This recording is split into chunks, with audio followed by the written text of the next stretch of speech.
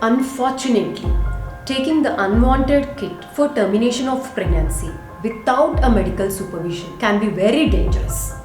The most common complication is an incomplete abortion, where a part of the pregnancy remains in the uterus and needs to be removed surgically. An incomplete abortion, if neglected, causes uterine infection, excessive bleeding, or prolonged bleeding, thereby reducing blood hemoglobin percentage, which further puts the woman's life in danger. It's also important to note that taking the unwanted kit does not guarantee a complete termination of the pregnancy. In some cases, it may not even terminate the pregnancy.